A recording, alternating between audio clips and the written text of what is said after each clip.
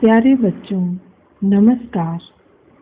बच्चों, प्राकृतिक प्रदेश इस पाठ के अंतर्गत अब तक हमने विषुवत रेखा से लेकर ध्रुवों तक के प्राकृतिक प्रदेशों में टुंड्रा प्रदेश, टैंगा प्रदेश, घास के प्रदेश, उष्ण मरुस्थलीय प्रदेश, घास के प्रदेश जिसमें सूडान की जानकारी हमने देखी, विषुवत रेखीय प्रदेशों की जानकारी हमने हासिल की। आज हम स्थानीय परिस्थितियों के कारण भिन्न दिखाई देने वाले प्रदेशों की जानकारी हासिल करेंगे, जिसमें मॉनसूनी प्रदेश, भूमध्य सागरीय प्रदेश, पश्चिमी यूरोपीय प्रदेश की जानकारी होगी। मॉनसूनी प्रदेश, यह प्रदेश विषुवत रेखा के उत्तर और दक्षिण की ओर 10 अक्षांश से 30% अक्षांशों के बीच फैला हुआ है। इस प्रदेश में दक्षिणी पश्चिमी मानसूनी हवाओं से निश्चित मौसम में वर्षा होती है।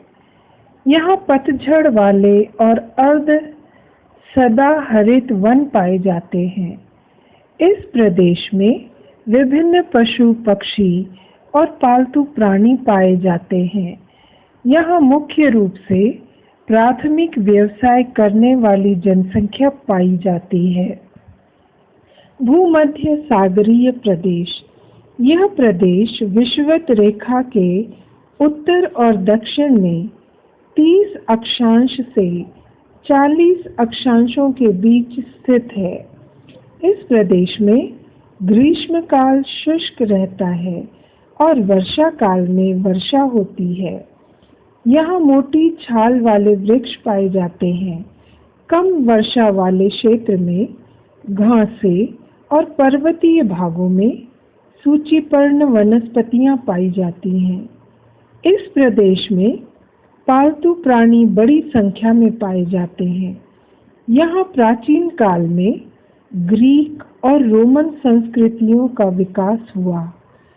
पश्चिम यूरोपीय प्रदेश, यह प्रदेश विषुवत रेखा के उत्तर और दक्षिण में 43 अक्षांश से 65 अक्षांशों के बीच स्थित है।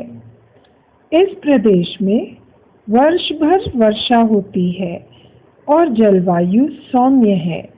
यहाँ वर्ष भर हरी हरी घासें पाई जाती हैं।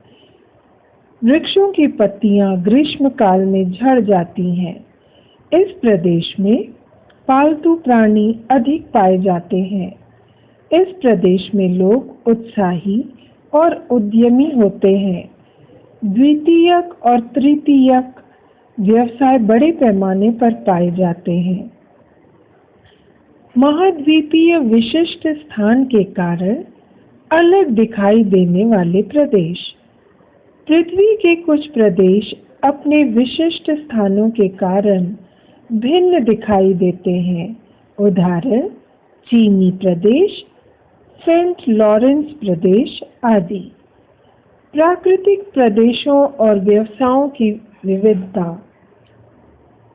मॉनसूनी प्रदेश, मॉनसूनी प्रदेशों में कृषि और कृषि पर आधारित व्यवसाय किए जाते हैं। विषुवतीय रेखीय प्रदेशों में, विषुवत रेखीय प्रदेशों में चलने वाले व्यवसाय वनोत्पादन पर आधारित होते हैं, जैसे लकड़ी काटना, गोंद, शहद, रबर, लाख आदि इकट्ठा करना।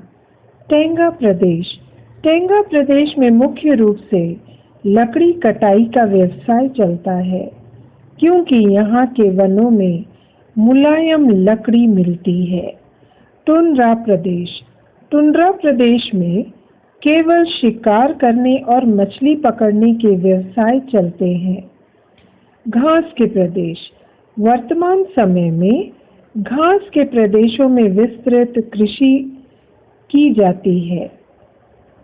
प्राकृतिक संसाधनों का उपयोग, विभिन्न प्राकृतिक प्रदेशों में पर्यावरण और उपलब्ध संसाधनों के बीच बहुत अंतर पाया जाता है।